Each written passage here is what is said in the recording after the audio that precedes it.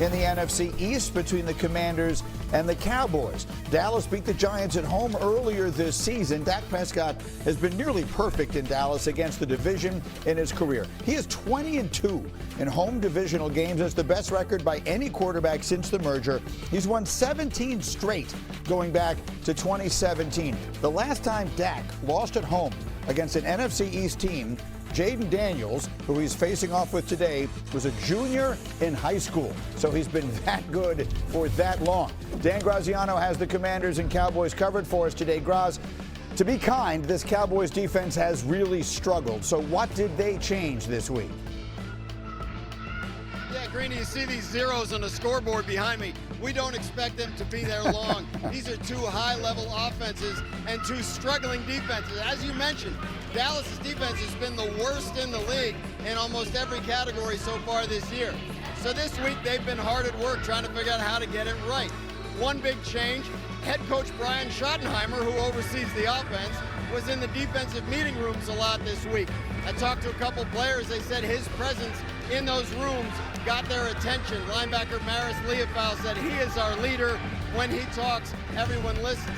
Schematically, I would expect the Cowboys to employ a little more man coverage than usual. Not a ton. This is still a Matt Eberflus defense, but I think you'll see a little more man-to-man, maybe a spy on Jaden Daniels, some similar stuff to what they did a couple of weeks ago when they beat Justin Fields and the Jets. Cowboys getting healthier on offense with the return of CeeDee Lamb and lineman Tyler Booker, but not so much on defense. Cornerback Trevon Diggs showed up Friday with concussion symptoms. He told the team something fell out of the ceiling at his house and hit him in the head. He's not going to play.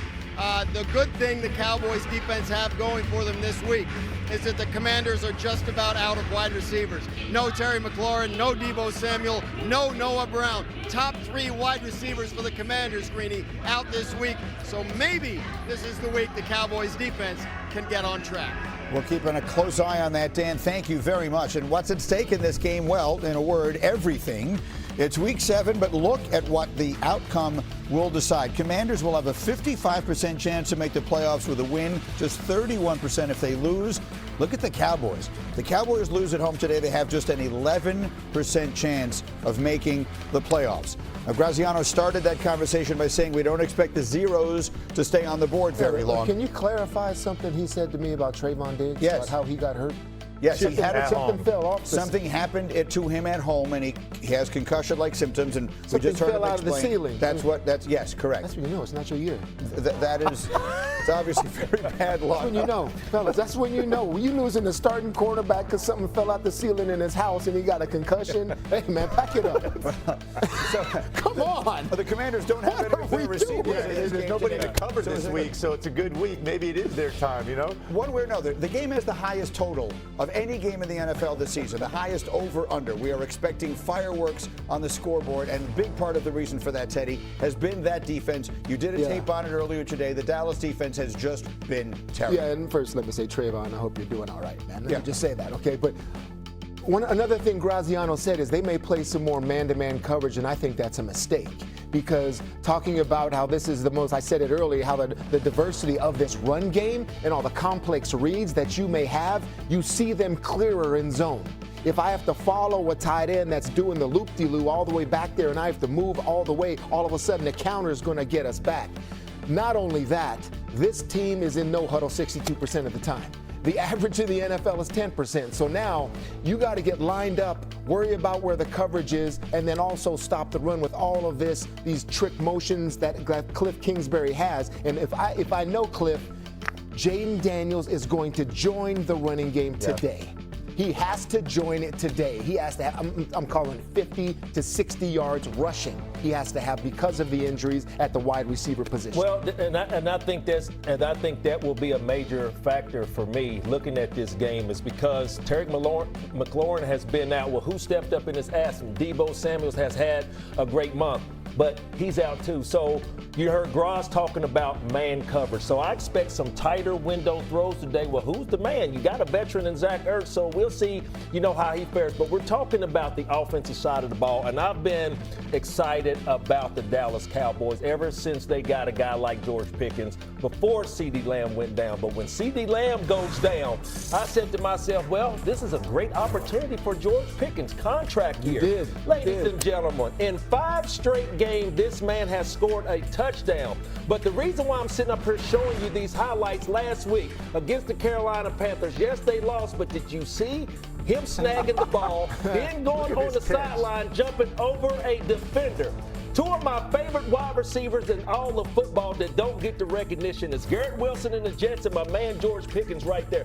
Now George Pickens has the offense. He has a quarterback. The only question for me that I have for Coach Schottenheimer is, can you put CeeDee Lamb and George Pickens in the same offense and get those guys to 10 to 15 targets a game and don't just single one of them out? This man George Pickens is on a mission. CeeDee Lamb, I just want to see the first 15 plays scripted. How many targets are going to come CeeDee Lamb's way, and see how healthy. Look, the great thing is, it doesn't matter where the targets go. This is a Super Bowl caliber offense, and I think Javonte Williams is going to be a guy that is going to be huge in this game as well in the passing game. Yeah. Because all the attention is going to be outside, and now a guy like him shows up. However, this defense, look, this should be a get brave game. Matt Eberflus, get brave, buddy. They got no one to throw to. If you don't show up today in your own building, oh my goodness, dude, you might as well pack your stuff and leave, because this is a great opportunity for Dallas to get right. I expect this offense to be explosive. The Commanders stink on defense also. They're going to light the scoreboard up today. I couldn't agree more, Rex. Listen, and Teddy, it may not be man, but I'll tell you what, they better have 8 in the box all day, right? Like there's nobody outside the numbers that you're scared of, right? So this should be a stop the run, and it's going to be 2 guys. It's going to be Jaden and Bill, right? Krosky Merritt. But I don't think there's going to be a problem, Randy, to your point of getting both these receivers involved for Dallas, because their defense is so bad, right? They're going to be throwing the ball all day. They have to score for 4 quarters, and I think they got to keep their foot on the gas. The reason why I say that is how scary would this offense look? We know, I'm going to tell you this. We haven't talked about Jake Ferguson, the tight end. He's having a hell of a year. Now you're adding CeeDee Lamb and what George Pickens is doing with Javonte Williams coming out of the backfield. The sky is the limit for this offense. I just want to see if this could possibly be the best offense other than Indianapolis.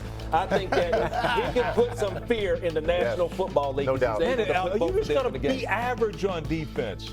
Just be average on defense, and this team can make a run. We saw this exact thing play out last year. Joe Burrow had one of the great seasons of all time. The Bengals offense set all kinds of records, and they missed the playoffs entirely. The defense was just from Patrick Mahomes. And you heard it from Patrick Mahomes and Andy Reid. Rice will want to be out there as much as possible today. How is that possible after serving a 6-week suspension? He's been preparing. He spent a lot of time down in Florida working out Monday through Friday in the heat.